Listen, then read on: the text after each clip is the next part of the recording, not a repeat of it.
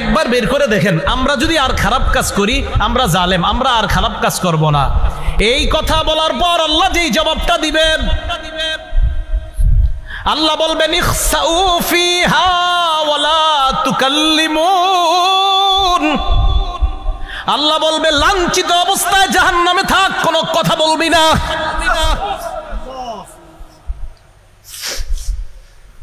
রব বলবে কথা বলবি না, চুপচাপ থাক। দয়াময় রব বলবে কথা বলবি না, চুপচাপ থাক।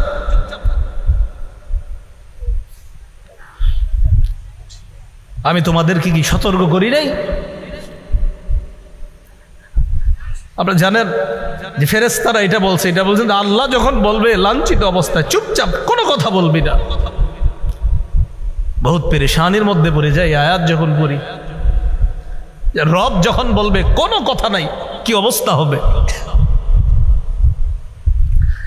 তাই বলছিলাম দুনিয়া থেকে নিরাপত্তা নামা নিয়ে যাওয়া, নিরাপত্তা নামা যদি নিয়ে না যাইতে পারি ঠকে গেলাম, হতভাগা হয়ে। পান করার আগে পেটের নারী বুড়িগুলা সব ঝলসে দিবে।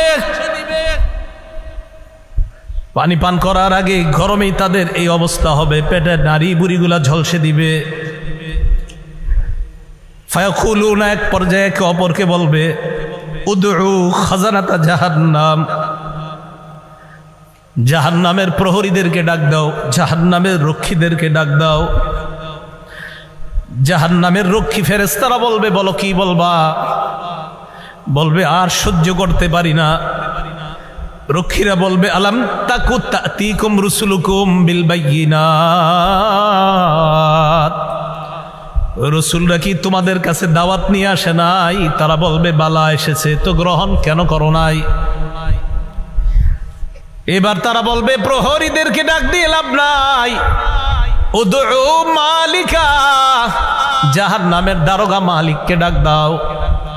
ওয়ানাদাউ ইয়া মালিকুল ইয়াকদি আলাইনা রাব্বুক, জাহান্নামের দারোগা মালিককে ডাক দিবে, ডাক দিয়ে বলবে ও মালিক, আল্লাহরে বলো আল্লাহ যেন আমাদেরকে মৃত্যু দিয়ে দেয়। জাহান্নামের দারোগা মালিককে যখন তারা ডাক দিবে, মালিক তাদের ডাকে সাড়া দিবে।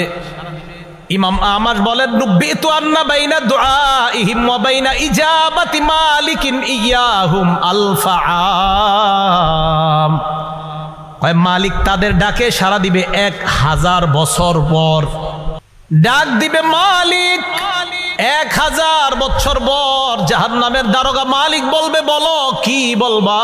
1000 বছর পর বলবে কি বলবা বলো। আল্লাহ আমাদেরকে হেফাজত করেন। তারা বলবে আল্লাহরে বলো আল্লাহ যেন আমাদেরকে মরণ দিয়ে দেয় জাহান্নামে। মালিক বলবে ইন্নাকুম মাকিসুন, চুপচাপ আযাব ভোগ করো।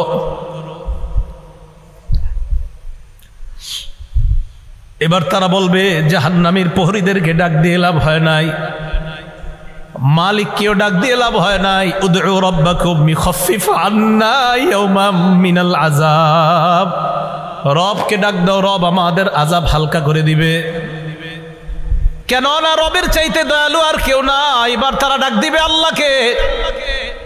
আল্লাহকে ডাক দেওয়ার পর তারা বলবে, সূরা মুমিনুনের মধ্যে আল্লাহ বলেন রব্বানা গলাবাত আলাইনা শিকওয়াতুনা, তারা ডাক দিয়ে বলবে আল্লাহ আমাদের হতভাগ্য, আমাদের দুর্ভাগ্য আমাদের উপর বিজয় লাভ করছে।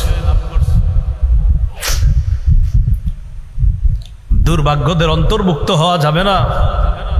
আপনি জানেন না এই আয়াতটা আমি কতবার তেলাওয়াত করি, যখন সামনে আসে আমার এই আয়াত, কি অবস্থাটা হবে। জাহান্নামীরা বলবে আল্লাহ আমাদের দুর্ভাগ্য, আমরা দুর্ভাগা হওয়ার কারণে আজকে আমাদের উপর, আমাদের এই দুর্ভাগা হওয়াটা আমাদের উপর বিজয় লাভ করছে। দুনিয়াতে আপনার কথা শুনি নাই। ওয়া কুন্না কওমান দাল্লিন, আল্লাহ আমরা ছিলাম পথভ্রষ্ট সম্প্রদায়। রব্বানা আখরিজনা মিনহা, আল্লাহ আমাদেরকে বের করে দেন না এখান থেকে। ফাইন উদনা ফাইন্না যালিমুন, আল্লাহ একবার বের করে দেখেন, আমরা যদি আর খারাপ কাজ করি, আমরা জালেম, আমরা আর খারাপ কাজ করব না। এই কথা বলার পর আল্লাহ যেই জবাবটা দিবেন, আল্লাহ বলবেন ইখসাউ ফিহা ওয়ালা তুকাল্লিমুন। আল্লাহ বলবে লাঞ্ছিত অবস্থায় জাহান্নামে থাক, কোনো কথা বলবি না।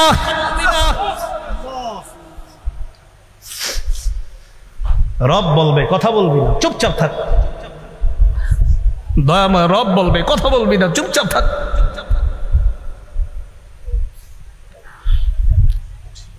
আমি তোমাদেরকে কি সতর্ক করি নাই?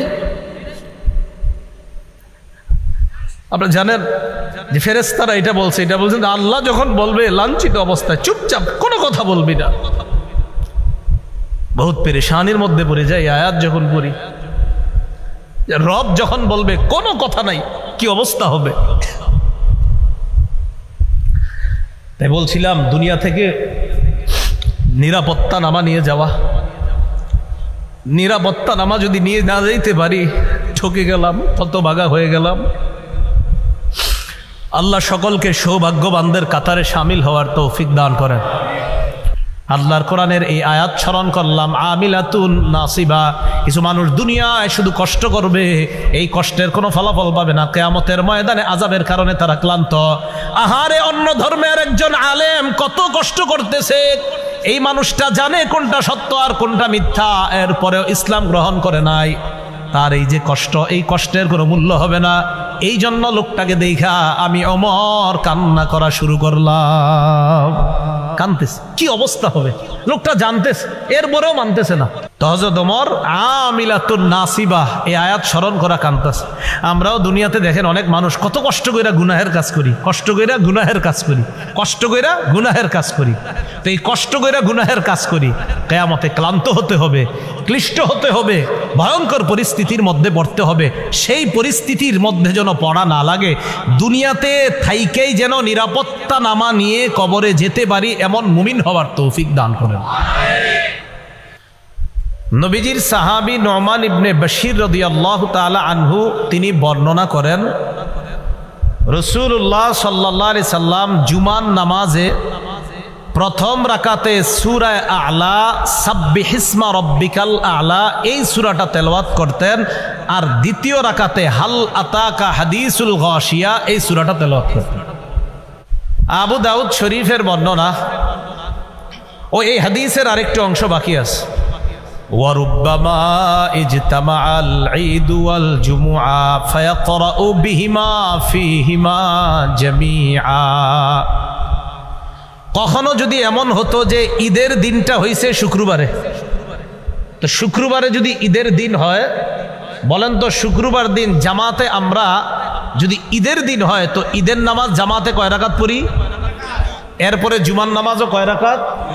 জুমার নামাজে প্রথম রাকাতে রাসূল কোন সূরা পড়তেন? সূরা আ'লা। দ্বিতীয় রাকাতে গাশিয়া। তো রাসূলুল্লাহ সাল্লাল্লাহু আলাইহি সাল্লাম ঈদের নামাজেও প্রথম রাকাতে সূরা আ'লা পড়তেন, দ্বিতীয় রাকাতে সূরা গাশিয়া পড়তেন। তাহলে জুমার নামাজে প্রথম রাকাতে সূরা আ'লা, দ্বিতীয় রাকাতে সূরা গাশিয়া। ঈদের নামাজেও প্রথম রাকাতে সূরা আ'লা, দ্বিতীয় রাকাতে সূরা গাশিয়া। মজার ব্যাপার, কখনো যদি শুক্রবার দিন ঈদের নামাজ হয়, নবীজি ঈদের নামাজ পড়াইতেন প্রথম রাকাতে সূরা আ'লা, দ্বিতীয় রাকাতে গাশিয়া দিয়া। আবার শুক্রবার দিন জুমার নামাজেও প্রথম রাকাতে আ'লা পড়তেন, দ্বিতীয় রাকাতে গাশিয়া পড়তেন। তাহলে ঈদের নামাজ যেই দুই সূরা দিয়ে পড়াইতেন, ওই দিনই যদি জুমার নামাজ হইতো, নবীজি জুমার নামাজেও এই দুই সূরা তেলাওয়াত করতেন। মাঝে মাঝে রাসূলুল্লাহ সাল্লাল্লাহু আলাইহি সাল্লাম জুমার নামাজের প্রথম রাকাতে সূরাতুল জুমুআ তেলাওয়াত করতেন, আর দ্বিতীয় রাকাতে হাল আতাকা হাদিসুল গাশিয়া, মানে যেটা বললাম এটা তেলাওয়াত করতেন মাঝে মাঝে। দলিল আবু দাউদ শরীফের বর্ণনা 1123 নম্বর হাদিস। এই হাদিসের বর্ণনাকারী দহহাক ইবনে কাইস তিনি বলেন, সাআলা নুমান ইবনে বশির রাদিয়াল্লাহু তাআলা আন মাযা কানা ইয়াকরাউ রাসূলুল্লাহ সাল্লাল্লাহু আলাইহি ওয়াসাল্লাম। রাসূলুল্লাহ সাল্লাল্লাহু আলাইহি ওয়াসাল্লাম কোন সূরা তেলাওয়াত করতেন? আলা ইসরি সূরাতিল জুমুআতি ফি সালাতিল জুমুআহ। দহহাক ইবনে কাইস নু'মান ইবনে বাশির রাদিয়াল্লাহু তাআলা আনহুকে প্রশ্ন করলেন যে নবীজি জুমার নামাজে সূরা জুমুআ প্রথম রাকাতে তেলাওয়াত করার পর দ্বিতীয় রাকাতে কোন সূরা পড়তেন? তো নু'মান ইবনে বাশির জবাব দিতেন, হাল আতাকা হাদিসুল গাশিয়া। নবীজি যদি কখনো প্রথম রাকাতে সূরা জুমুআ পড়তেন তো দ্বিতীয় রাকাতে হাল আতাকা হাদিসুল গাশিয়া তেলাওয়াত করতেন। টোটাল আমরা বুঝতে পারলাম সূরা গাশিয়া নবীজি পড়তেন। কখনো প্রথম রাকাতে সূরা আলা, দ্বিতীয় রাকাতে গাশিয়া, আবার কখনো প্রথম রাকাতে সূরা জুমুআ, দ্বিতীয় রাকাতে গাশিয়া। বোঝা যায় নবীজি বেশিরভাগ সময়ে দ্বিতীয় রাকাতে হাল আতাকা হাদিসুল গাশিয়া পড়তেন, যদিও প্রথম রাকাতে অন্যান্য সূরাও নবীজি কখনো কখনো পড়তেন। তো রাসূল সাল্লাল্লাহু আলাইহি সাল্লামকে আল্লাহ বলেন, হাল আতাকা হাদিসুল গাশিয়া, নবী আপনার কাছে কি এসেছে হাদিসুল গাশিয়া?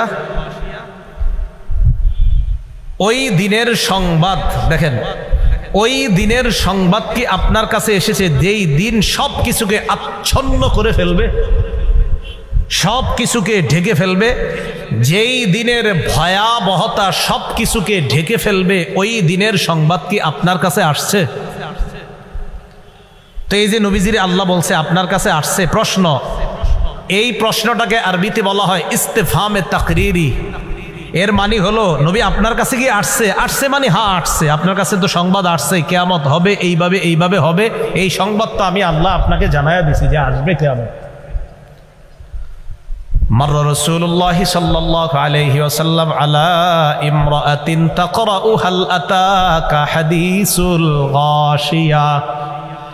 নবীজি একদিন এক মহিলার পাশ দিয়ে অতিক্রম করলেন, যেই মহিলা তেলাওয়াত করতেছিলেন হাল আতাকা হাদিসুল গাশিয়া, আপনার কাছে কি ওই দিনের সংবাদ এসেছে যেই দিন সব কিছুকে আচ্ছন্ন করে দিবে, ওই দিনের সংবাদ কি এসেছে?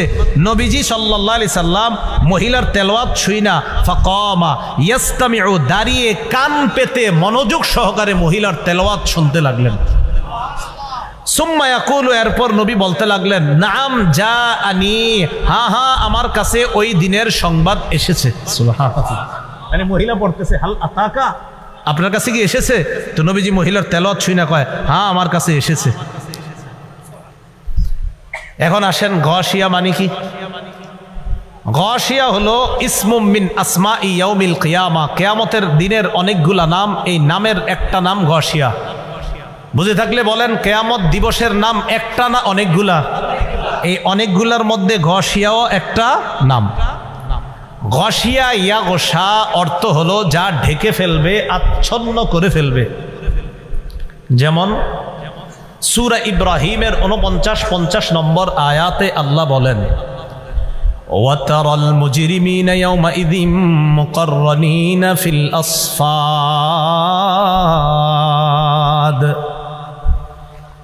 অপরাধীদেরকে আপনি দেখবেন তাদেরকে বেরি পরানো হয়েছে। নাউজুবিল্লাহ, অপরাধীদেরকে বেরি পরানো অবস্থায় আপনি দেখবেন। সারাবিলুহুম মিন কাতিরান, অপরাধীদের পোশাকগুলা দেখবেন আল কাতরার পোশাক। কিসের পোশাক? আল কাতরা। ওয়া তাগশা উজুহাহুমুন নার, অপরাধীদের চেহারাগুলা জাহান্নামের আগুন ঢেকে ফেলবে, আচ্ছন্ন করে ফেলবে, আগুনের মধ্যে তাদের চেহারাগুলো থাকবে। নাউজুবিল্লাহ। তো এটা আল্লাহ বলেন হাল আতাকা